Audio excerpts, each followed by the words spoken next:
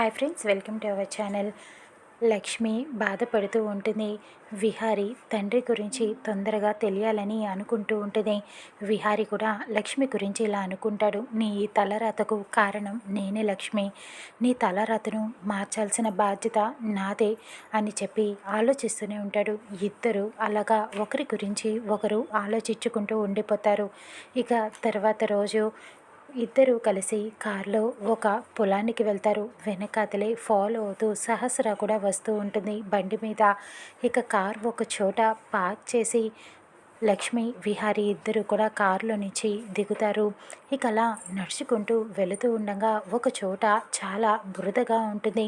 మొత్తం వాటర్ ఉంటూ ఉంటాయి. కానీ లక్ష్మి నడవకుండా అక్కడే ఆగిపోయి అలా చూస్తూ ఉండిపోతుంది. అయ్యో, బురదగా ఉంది, ఇప్పుడు ఎలా వెళ్ళేది అని చూస్తూ ఉండిపోతుంది. ఏంటి లక్ష్మి, అలా ఆగిపోయావేంటి, పద అని చెబుతూ ఉంటాడు విహారీ. అయ్యో, అదంతా బురదగా ఉందండి అని చెబుతూ ఉంటుంది. బురదగా ఉందా, మరి ఎలా? ఇప్పుడు నువ్వు బురదలో వెళ్తే నీ పాదాలు అన్నీ కూడా పాడిపోతాయి కదా అని చెబుతూ ఉంటాడు. నువ్వు జారి పడిపోతావేమో అని విహారీ అంటూ ఉంటాడు.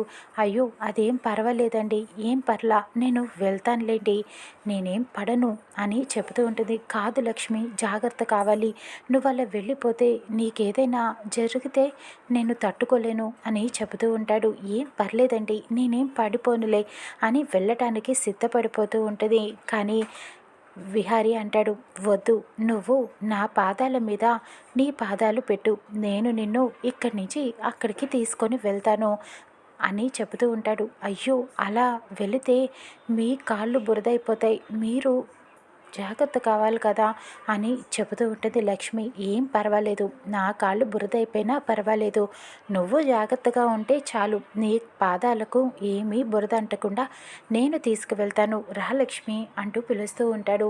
వెనకాతల నుంచి సహస్ర ఇదంతా చూసి కుళ్ళుకుంటూ ఉంటుంది. బావా, నువ్వు లక్ష్మిని ఎంత ప్రేమగా చూసుకుంటున్నావు, ఎలా చూసుకుంటున్నావు, మీరిద్దరూ ఇలా ఒక్కటైపోతే ఇది చూడటానికైనా నేను ఉన్నది అని బాధపడిపోతూ ఉంటుంది. ఇప్పుడు వీళ్ళిద్దరిని ఎలా వేరు చేయాలని ఆలోచిస్తూ ఉంటుంది. ఇక రా లక్ష్మి అని విహారీ పిలవటంతో ఇక లక్ష్మి సరే అంటుంది. విహారీ పాదాల మీద అలా లక్ష్మి పాదాలు పెడుతుంది. విహారీ ఆ బురదలో నుంచి అలా లక్ష్మి చేతులు పట్టుకొని ఇక చాలా ప్రేమగా ఆ బురదని మొత్తం దాటిస్తూ ఉంటాడు. ఇద్దరు ఒకరి కళ్ళల్లోకి ఒకరు చూసుకుంటూ అలా ప్రేమగా నడుచుకుంటూ వెళ్తూ ఉంటాడు. విహారీ లక్ష్మిని చూస్తూ ఉంటాడు, ప్రేమలో పడిపోతూ ఉంటాడు. ఇక ఇదంతా చూసి తట్టుకోలేకపోతుంది సహస్ర వెనకాతల నుంచి.